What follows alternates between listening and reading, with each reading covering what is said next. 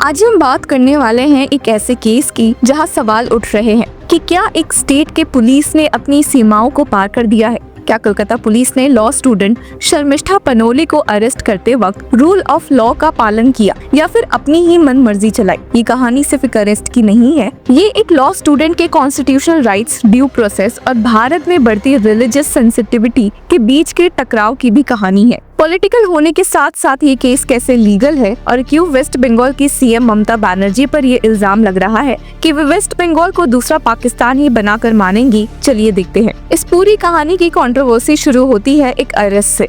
Arrest जो रात में हुई, लेकिन सवाल दिन भर घूमते रहे। 30 मई 2025 की रात दिल्ली में एक 4th year symbiosis law student Sharmishtha Panoli को कोलकाता पुलिस ने उसके घर से अरेस्ट कर लिया। जी हाँ, आपने सही सुना। क्या उससे पहले कोई नोटिस दिया गया? नहीं। क्या अरेस्ट वारंट दिखाया गया? नहीं। बस सीधा अरेस्ट और उसके बाद एक मजिस्ट्रेट से लेट इवनिंग में ट्रांजिट रिमांड अप्रूव करवा लिया गया ताकि शर्मिष्ठा को सुबह कलकत्ता ले जाया जा सके। एक स्टूडेंट, एक लड़की जिसे सोशल मीडिया पर दिए गए अपने स्टेटमेंट के लिए लोग पहले ही धमकियां दे रहे थे, उसे इस तरीके से उठाकर ले जाना, क्या ये सिर्फ एक लीगल एक्शन था या कुछ और? सब कुछ शुरू हुआ था 14 मई को जब शर्मिष्ठा ने एक्स पर एक वीडियो पोस्ट किया। ये वीडियो पाकिस्तान के एक फॉलोअर के सवाल के रिस्पांस में था, जिसमें पहलगाम टेरर अटैक के बाद भारत के मिलिट्री एक्शन को जस्टिफाई किया गया था। लेकिन शर्मिष्ठा ने अपने जवाब में कुछ रिमार्क्स किए जो अलेजेडली इस्लाम और प्रॉफेट मोहम्मद के खिलाफ थे। वीडियो वायरल हो गया। ट्रोल्स ने उसे रेप और मर्डर की धमकियां देना शुरू कर दिया। #अरेस्ट शर्मिष्ठा ट्रेंड करने लगा। सोशल मीडिया के एक सेगमेंट ने इसे ब्लास्फेमी डिक्लेयर कर दिया और फिर प्रेशर बनाने लगे उसकी अरेस्ट के लिए। लेकिन तुरंत बाद ही शर्मिष्ठा ने 15 मई को अपनी वीडियो डिलीट कर दी और अनकंडीशनल अपॉलजी पोस्ट किया। Whatever was put are my personal feelings and I never intentionally wanted to hurt anybody. Please accept my apologies. उसने ये भी क्लैरिफाई किया कि उसका रिएक्शन रैडिकल पाकिस्तानी टेररिस्ट के ट्रोलिंग के अगेंस्ट था और वो हमेशा मेरे लिए मेरा देश पहले आता है में विश्वास करती है। माफी के बावजूद 20 मई को महाराष्ट्र पुलिस ने उसके खिलाफ FIR फाइल की। नए भारतीय न्याय संहिता के सेक्शंस 196, 299 और 353 के तहत। ये वही सेक्शंस है जो रिलीजियस एनमिटी, पब्लिक मिसचीफ और रिलीजियस सेंटिमेंट्स को आउटरीच करने से जुड़े हुए हैं। फिर आते हैं AIMIM के लीडर वारिस पठान, जो ओपन डिमांड करते हैं कि शर्मिष्ठा की अरेस्ट की जाए। इसने हमारे नाबी के बारे में बेहुदा अल्फाज यूज किए हैं, कोई भी मुसलमान इसे बर्दाश्त नहीं करेगा। मैं जो पहले तो इनके नबी डिल्यूजनल थे, उनको लगते थे कि भाई 72 हूरे दिखेंगी वर्जिन, वो भी जन्नत जाके। असलियत में रंडी खाना जाके आए थे वो। और अब इनको मोहतरमा को लग रहा है कि हमारे कंट्री ने ऐसे ही ओपन फायर कर दिया विदाउट एनी वैलिड रीजन। दीदी आप पागल वागल हैं क्या? पहलगाम अटैक का नाम सुना है? उससे पहले बाकी अटैक्स के नाम सुने हैं आपने? कब से तबाही मचाया जा रहा है आपका लंड फकीर लंडिस्तान।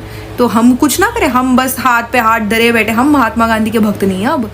हालांकि इसी वीडियो के वायरल होने के बाद एक कंप्लेन कलकत्ता के एक पुलिस स्टेशन में भी फाइल हुई और जिसके बाद कलकत्ता पुलिस ने FIR दर्ज किया। हालांकि सवाल ये उठ रहा है कि जब एक तरफ कलकत्ता पुलिस 1500 किलोमीटर दूर गुड़गांव तक जा सकती है अरेस्ट करने, तो भला भी शर्मिष्ठा को मिले सर तन से जुदा वाले थ्रेट्स देने वाले मुस्लिम सोशल मीडिया यूजर्स को पकड़ने क्यों नहीं आ रही। लेकिन यहाँ तो अरेस्ट बिना नोटिस के हुई, वारंट दिखाया नहीं गया और ट्रांजिट रिमांड रात 7:30 बजे अप्रूव हुआ।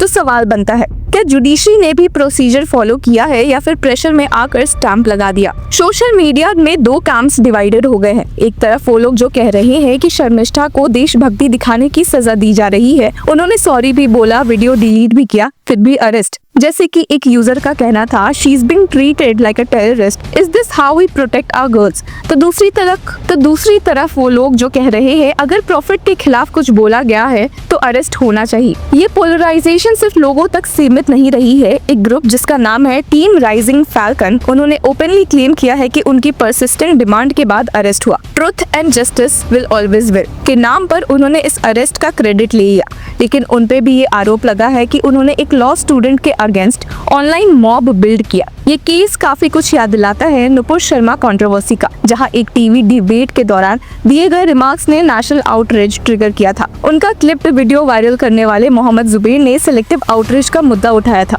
और फिर उस कंट्रोवर्सी ने वायलेंट टर्न ले लिया। याद है सर तन से जुदा स्लोगन्स? शर्मिष्ठा के केस में भी कुछ वैसे ही पैटर्न्स दिख रहे हैं। एक video, selective outreach, political pressure, arrest, youth के अगेंस्ट लीगल क्रैकडाउन्स। एक डेमोक्रेटिक सोसाइटी में अगर अपॉलजी और करेक्शन के बावजूद एफआईआर, अरेस्ट और कस्टोडियल प्रोसीजर्स इनिशिएट हो जाते हैं तो क्या ये स्पीच वर्सेस ब्लास्फेमी की डिबेट नहीं है? ये भी सोचने की बात है कि एक 22-23 साल की लॉ स्टूडेंट जिसका पब्लिक रिकॉर्ड क्लियर है, जिसने अपॉलजी भी पोस्ट की, उसे इस तरीके से अरेस्ट करना क्या जरूरी था? क्या वो फ्लाइट रिस्क थी? क्या उसने एविडेंस डिस्ट्रॉय किया? क्या वो पब्लिक ऑर्डर के लिए इमीडिएट थ्रेट थी? अगर प्रोसीजर फॉलो नहीं हुआ तो शर्मिष्ठा का लीगल टीम इस अरेस्ट को चैलेंज कर सकता है और हो सकता है कि ये केस जुडिशरी के लिए एक टेस्ट केस बन जाए, जहां पर्सनल लिबर्टी और रिलीजियस सेंटिमेंट्स के बीच का बैलेंस डिफाइन होगा। भारत में ब्लास्फेमी लॉ ऑफिशियली नहीं है। सेक्शन 299 जो कि पहले का 295A IPC था, उसी का मॉडर्न वर्जन है। 1927 में कॉलोनियल सरकार ने बनाया था और अब 2025 में भी वो क्लॉज वाइब्रेंट डेमोक्रेसी में एक स्टूडेंट को अरेस्ट करने का बेसिस बन गया है। आज शर्मिष्ठा जेल में है, कल कोई और हो सकता है। क्या माफी देना अब इनफ नहीं है? क्या एक सोशल मीडिया का इमोशनल रिएक्शन अब sedition level legal crackdown trigger करता है? वारिस पठान जैसे लीडर्स का ओपन कॉल, महाराष्ट्र से एफआईआर का आना, कोलकाता पुलिस का दिल्ली आकर अरेस्ट करना, सब कुछ इस बात की तरफ इशारा करता है कि ये सिर्फ एक लीगल एक्शन नहीं था, ये एक मैसेज था। लेकिन किसके लिए? यूथ के लिए, नेशनलिस्ट के लिए या सिर्फ वोट बैंक के लिए? 31 मई को शर्मिष्ठा को कोलकाता कोर्ट में पेश किया जाएगा। उसका legal team procedural irregularity, illegal arrest और ड्यू प्रोसेस वायलेशन के आर्गुमेंट्स रखेंगे। लेकिन सवाल सिर्फ लीगल नहीं है, मॉरल भी है। क्या हम एक ऐसे भारत की तरफ बढ़ रहे हैं जहां माफी का कोई मतलब नहीं, जहां ट्रोलिंग के जवाब में दिए गए रिएक्शंस भी एक क्रिमिनल केस बन जाते हैं, जहां पुलिस और जुडिशरी पॉलिटिकल प्रेशर में अपनी कॉन्स्टिट्यूशनल ड्यूटीज भूल जाते हैं? ये केस सिर्फ शर्मिष्ठा पनोली का नहीं है, ये हर उस सिटीजन का केस है जो बोलता है, लिखता है या सोशल मीडिया पर अपना मन व्यक्त करता है। क्या हम एक ब्लास्फेमी फ्री डेमोक्रेसी है या एक फ्री स्पीच से डरने वाली सोसाइटी? ये फैसला अब सिर्फ कोर्ट का नहीं, हम सबका भी है। तो व्यूअर्स, आपकी क्या राय है हमें कमेंट सेक्शन में जरूर बताएं और तब तक के लिए keep following law Chakra. Hello law lovers and justice seekers, welcome to law Chakra. हम आपके लिए लेकर आए हैं कुछ बहुत ही exclusive. Introducing law Chakra prime membership, जो आपको देगा exclusive access like never before. Full insider access, वो भी बस घर बैठे। यही नहीं, प्राइम मेंबर को मिलेगा access to exclusive interview session with renowned जजेस, लीगल एक्सपर्ट्स एंड लॉयर्स। ऐसे इनसाइट्स जो आपको कहीं और नहीं मिले।